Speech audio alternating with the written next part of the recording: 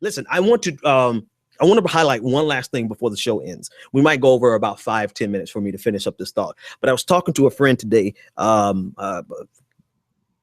Anyway, I was talking to a friend today, and we were going back and forth over this John Lewis thing. John Lewis and Kasim Reed, and particularly the black politicians and black political elite that are supporting Hillary Clinton. And I really harp on this on my show a lot because it, to me, is it's rather it's bothersome. It bothers me. It really bothers me because the way that they are expressing their support for Hillary Clinton is that they are shortchanging and downplaying Bernie Sanders, in particular, his message of income inequality, fixing income inequality. And when you have the black community, of which I am a member, when you have us disproportionately represented in poverty in America, to have black faces destroying a conversation or preventing a conversation on income inequality, it hurts that much more.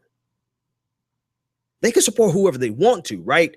But their methodology in doing this and their support of Hillary Clinton is to just really dismiss Bernie Sanders' core message of income equality as something that's trivial, something that's not really important. That's secondary. What's more important is that people speak politically correct and say African American the right number of times and have the right number of, all these ridiculous things, when the majority, I can't say the majority, but disproportionately African Americans are impoverished. Now, we talk about the class economics of it, that shows that there's a commonality that goes beyond race and it transcends race and goes into class. That's a whole different conversation. But what bothers me, and the conversation I had with my friend today, was that we have Democratic established politicians and media heads who are completely using their platforms to suppress this conversation that would be beneficial to Black Americans. And then it dawned on me. I remembered back in 2008 when I was, I was working for a campaign in Fort Lauderdale, Florida, a Broward County commissioner who I won't name, but you can go look him up. I was working for his campaign, and a lot of his staff, his top staff, knew who I was. They knew who I was because, I just always, did a couple things here and there, low key. I was still partying, but I was low key, really active politically. And so they knew who I was, and I had the opportunity to be inside of the main office working. But I chose, and I'm going somewhere with here, and because I want to demonstrate to you the difference. The difference is not race. The difference is class. And I had completely forgotten about this, that I chose to go out and canvass with the folks on the streets. And those of us that they got to go out and canvass, we were just your average Joes, Black people, right? We're going to canvass in Black neighborhoods, right? You had your boys from the block. You had some, you had some of the girls who were, we just had some regular people that you would meet in any average Black community. Every variation of Blackness that you can imagine was out there canvassing for this candidate to help him win. We canvassed for 8 hours, and we came back at the end of the day. And if you canvass and you work for campaigns, you get a little check. You get a little, 8 hours and you make $100. $100. When we got back to that commissioner's office, campaign headquarters, they had us waiting for almost 2 hours to get this check. They were dismissive of all of us people who have been out there canvassing for them. They were dismissive of us. They treated us like second-class citizens, like they were doing us a favor, even though we had just worked 8 hours for them. And you know me, I'm just one of those dudes that, if it's not just, I have to speak out about it. And so I'm outside with the people with about 70 people, and we are all upset. And so I go up to the door and I knock on the door and I let them know the way that they're treating us isn't right. They saw that it was Ben Dixon, and they're like, hey, Ben, no, man, come on. You come on in here with us. Come on in here with us. And I'm like, no, I'm not coming in there with you. I don't care that you know who I am. I don't care that you think that that I'm somebody special and I should come past that threshold from out here with the common people to in here with the special people. And at that moment, I overheard one of the commissioner's people, main people, say, why are they so mad? It's only $100. I'm giving you guys a lot because I just got to give you this background story so that I can help you understand that there is a night and day difference, that is no longer about race. This was a Black woman who looked out to all the people who just got through working for them for 8 hours, and we were rightly due our day's labor, our work, our salary for our labor. And because we were getting angry, because now it was 10 o'clock at night, we had been waiting for 2 hours.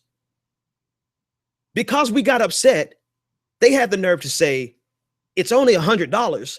You don't know what that $100 could have done for some of us. Matter of fact, it could have done something for me at the time, because it was a really hard time for me as well.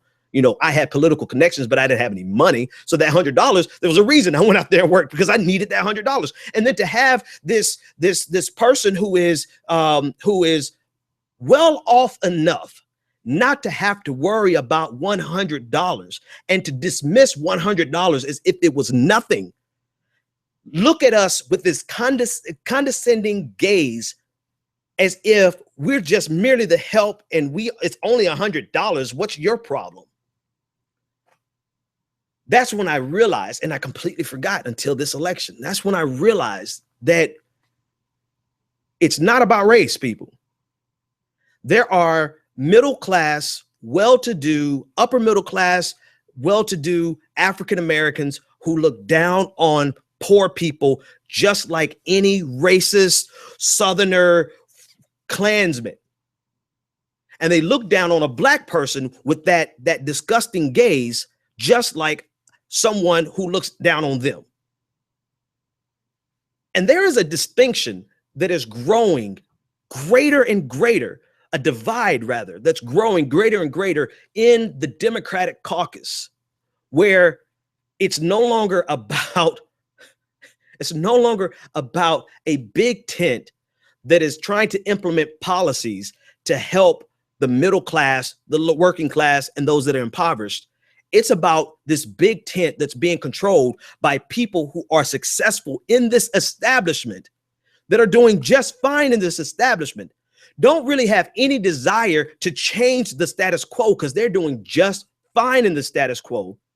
You have those people trying to convince poor folks that they should still give you their vote, that we should still vote for them, even though they're not enacting any policies. There's not, name me one policy that has come out of Bill Clinton and Barack Obama. I give him Obamacare, give or take, you know, but what have they really done that has been beneficial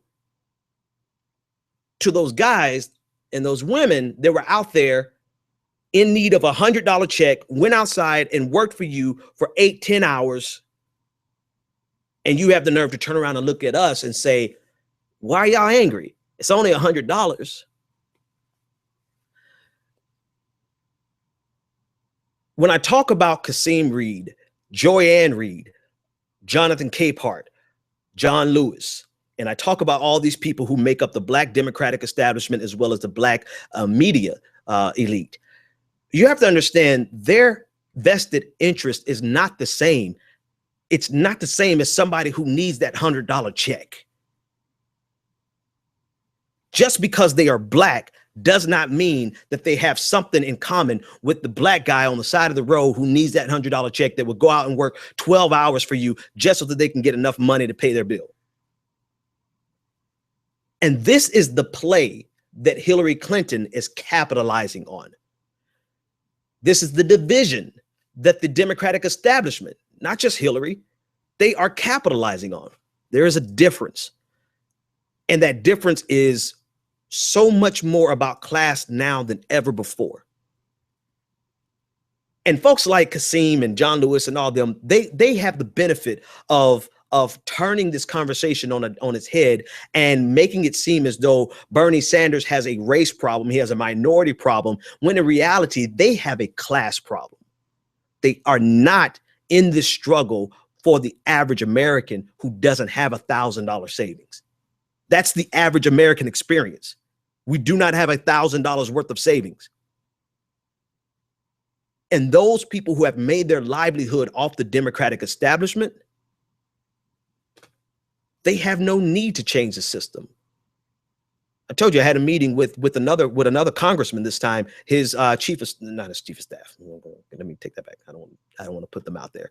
I had a meeting with someone on his staff, and they just confessed to me. They confessed. They were like, Ben, everybody wants to change this campaign finance system. Everybody want to change how this works.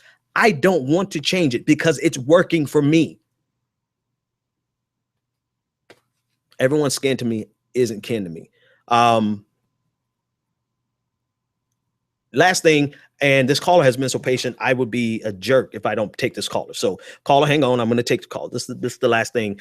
One of the reasons I am so transparent in my support for Bernie Sanders, and the reason I'm lending my platform to not just be about journalism and commentary, but fighting back, is because somebody has to fight back, right? Somebody has to fight back against these narratives, particularly the minority problem narrative, that this narrative that Bernie Sanders has a problem with Black people, and using that narrative to stifle the entire conversation that would be beneficial to African Americans and poor people, because so many African Americans are poor. I have no choice, right? I have no. What would I be if I sat back knowing full well what these clowns are doing, the games that they're playing, and I just sit back and say, oh, well, I'm not biased, I'm not getting into that fight? No, I have no choice. I have to get into the fight. And so unfortunately, that means that I have to be I have to fight. That's just it. We have to fight back against this narrative that is trying to suppress the conversation about income inequality in America. And it's coming from the Democratic Party, the establishment Democratic Party. Caller, you've been so patient. I was going to say goodnight.